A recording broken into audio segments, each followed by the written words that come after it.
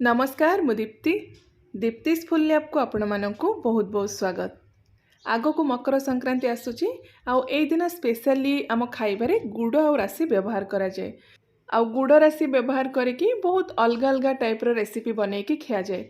किंतु एथर जो मकर संक्रांति रे जदि आपण राशि रे किछि अलग बनवाई चाहूँगी आउ किछि स्पेशल बनवाई चाहूँगी तो वीडियोटी को स्किप करंतुनी, पूरा शेष जाए देखंतु। बहुत बढ़िया रेसिपी एटा, आशा करुच्ची समस्त को पसंद आसीबो। आउ जदि रेसिपी पसंद आसुची प्लीज वीडियो को लाइक और शेयर कर दियंतु। चैनल रे नुआ देखुथिले चैनल को सब्सक्राइब करिया पे बिल्कुल भी भूलिबेनी। तो ए रेसिपीटा बनैबा पई फर्स्ट हम कोन करबा ना, गैस ऑन करके सेथिरे गोटे कड़ाई बसेबा। जो राशि आम व्यवहार करवा से आम टिके भाजी दबा।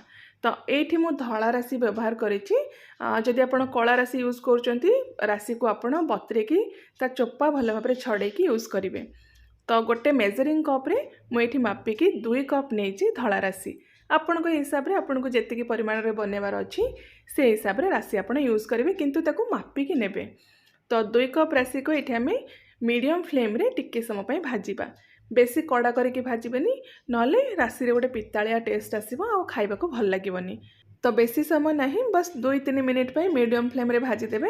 आ देखिबे जितेबाला राशिटा आपनकर टिके फुटिबा स्टार्ट हो जिवो आ टिके राशि फुली जिवो तो गैस रा फ्लेम को आपण बंद कर देबे।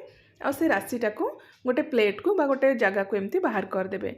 चौड़ा जगह नेबे जोथरे कि राशिटा पूरा एमती स्प्रेड हेके रहिबो आ राशि बहुत जल्दी ठंडा हो जिवो। तो ये गोटे प्लेट को बाहर कर देछि। ठंडा होगा आम राशिटा को छाड़ीदेवा। एगेन से ही कड़ाई रे आम आधा कप मापिकी नहीं जावा काजू। सेम कप मुझे यूज करिछि।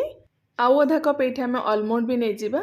आउ एठी ना जदि आपण चाहिए खाली आलमंड गोटे कप बा खाली काजू गोटे कप भी नहीं पारे। आउ जदि आलमंड काजू आपण यूज करने चाहूना तो ता जगह आपण गोटे कप चीना बादाम भी यूज करें। तो काजू आउ आलमंड को आम लो फ्लेम रे टिके समय भाजीबा। आउ टिके जितेबाला तार कलर चेंज हो आसीबो गैस रा फ्लेम को आपण बंद कर देबे।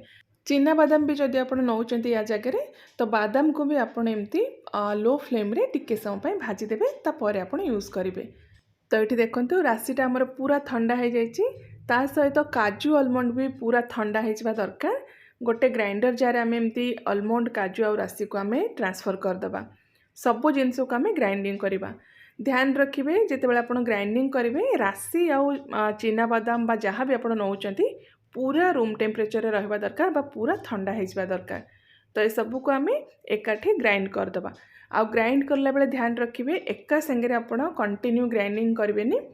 टिके समय ग्राइंडिंग करेंगे 2 सेकेंड पे, एगेन आपण बंद करेंगे ग्राइंडर को, पुणी गोटे 2 सेकेंड पे ऑन करेंगे। ए टाइप्र 7-8 थर जदि आपण करेंगे तो राशि आउ काजू बादामटा आमर एमती पूरा गुंड हो। आउ ए स्टेज रे जदि आपनकर राशि बा को जिनस गरम थिबो ना सेथिरु तेल बाहरिबा स्टार्ट हो जिवो, हमर रेसिपी पूरा खराब हो जिवो। तो नेक्स्ट ये देखंतु सेम कप रे आमे आधा कप मापिकी नहीं जिबा डेसिकेटेड कोकोनट बा हमर जो सुखिला नडिया कर आसुची जोटा बहुत इजीली एबे सब ग्रोसरी शॉप रे मिल जाउची। तो सेइथिरु आमे आधा कप मापिकी एथरे ऐड करिबा। आउ भल टेस्ट पई 3-4टा गुजराती मंजी एमती बाहर करके एथरे मिक्स करिबा। चोपा ऐड करिवेनी, तार मंजीटा को आपण यूज करेंगे। जदि गुंड अच्छी तो गुंड आप मिक्स करेंगे। आउ सेम कप रे आधा कप मापिकी नहीं जावा मिल्क पाउडर, जेकोसी ब्रांड आप यूज करेंगे। तो एबे ना सबू जिनस को आम आउ गोटे मिनिट पे भल भाव में ग्राइंडिंग करवा। सेम ग्राइंडिंग कला बेले आप पल्स मोड रे बा गोटे गोटे सेकेंड 2-2 सेकेंड पे आप ग्राइंडिंग करके एमती मिक्स करेंगे। तो ये जदि मिक्सचर आपन को हाथ में टिके खंड खंड बा दरदरा लगुच तो किसी असुविधा नहीं, रेसिपी आपनकर बहुत बढ़िया बनिबो। तो यहाँ को साइड रखीदबा। आ नेक्स्ट गैस ऑन करके गोटे कड़ाई बसेबा। नॉनस्टिक कड़ाई जदि अच्छे आप यूज करूँ ना गोटे एमती हेवी बटन पैन यूज करेंगे। तो कड़ाई हल्का गरम हो सारा पर से आम ऐड करवा गुड़। जेतिकी परिमाण में आप राशि यूज करेंगे सेम परिमाण में आप गुड़ नेबे। तो 2 कप मुझे राशि नहीं सेम कप रे मापिकी ये 2 कप आम ऐड करवा गुड़। गुड़टा को आम लो मीडियम फ्लेम रखिकी मेल्ट करवा। हाई फ्लेम बिल्कुल भी करेंगे कहीं गुड़ आम ये पानी बिल्कुल भी ऐड करवानी, सेमती ही गुड़ को मेल्ट करवा। से जब आप हाई फ्लेम करेंगे तो गुड़ आपणकर पोड़ी जबार भी चांस अच्छी। तो हल्का जितेबाला गुड़ आपणकर मेल्ट हो से आम गोटे छोट चामच ऐड करवा घी। घी दे सारा पर एगेन आम गुड़ को लो टू मीडियम फ्लेम रे मेल्ट करवा। आउ धीरे धीरे देखिए गुड़ पूरा मेल्ट होकर ये टाइप पूरा पतला कंसिस्टेंसी को पलि आसब। तो यहाँ को आमको पाग करार नहीं, कड़ा पाग करार नहीं, जस्ट खाली गुड़ आमर मेल्ट हो दरकार। आउ ए स्टेज रे आपण ये नोटिस करुवे मझीरू बा साइड्रु किसी बबल्स बाहर स्टार्ट हो जाइए। तो ये स्टेज जितेबाला पलि आसब से जो आम गुंड करके सब जिनस रखी से सबू पाउडर को ए मिक्स करदे। एठी गैस फ्लेम को आपण पूरा स्लो करदे। आउ स्लो फ्लेम रे सबू जिनस पूरा भल भाव में मिक्स करवा जाए कुक करेंगे। तो ये जो रेसिपीटा ना बहुत इजी बनवाई, सेमती किसी गुड़र पाग बनवा को पड़ोनी। जस्ट आप गुड़ मेल्ट करेंगे, बाकी सब जिनस भाजिकी गुंड करके मिक्स करदे।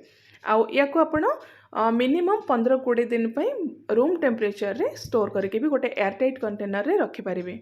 तो ये देखो सब जिनस आमर पूरा बढ़िया से मिक्स हो जाइए। आउ बेसी टाइम कुक करवा दरकार नहीं। गैस रे फ्लेम को आम ये पूरा बंद करदे।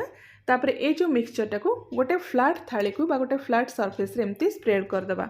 तो ये मुझे गोटे स्टील थाली यूज करी भल भाव में आप घी लगेदेवे।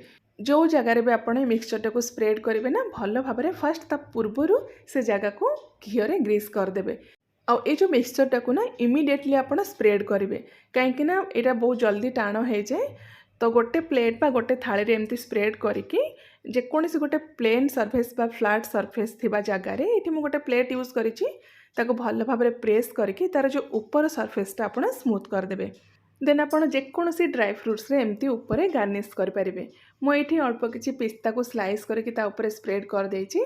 आ पिस्ता को भी आप से प्लेट साहाय्य प्रेस करके सेट करदे। तो एबे हम कौन करवा ना जिते बड़े गरम थी से स्टेज रे गोटे छुरी साहाय्य एमती काटिदबा। ठंडा हो सारा आपड़ ये काटी पारे। तो हल्का गरम जिते थी जिते सेट कर सारापर गोटे छुरी साहाय्य आपण पसंद हिसाब से आपन को जो साइज पीस दरकार से हिसाब से आपड़ एमती कट लगेदेवे। तो एमती काटी सारापर मिनिमम आपण गोटे घंटा ठंडा हाँपाई छाड़देवे। मिनिमम आपन को गोटे घंटा टाइम लगे पूरा ठंडा हाँपाई। तो पूरा जिते ठंडा हो आप देखिए यहाँ पूरा बढ़िया से सेट होके टाण हो जाइथिबो। तो एबे एमती गोटे स्पैचुला बा छुरी साहाय्य फर्स्ट साइड गुड़ा को लूज करदेवे। देन पीसेस गुड़ाक बहुत इजिली बाहरी जीवो, कहीं गरम गरम थिबा स्टेज रे आमे ताकू काटिकी रखी तो इजिली तार पीस गुड़ाक बाहरी जीवो। तो राशि जो मिठाटा बहुत टेस्टी लगे खाइबापी, टेस्टी सहित हेल्दी भी आउ बहुत इजिली आप बन पारे। बेसी किसी परिश्रम भी करने पड़ोनी, बहुत कम टाइम रे आउ कम परिश्रम रे भी आपन एटा को आराम से घरे बने पारिबे। देखंतु यार टेक्सचर केते स्मूथ हेची।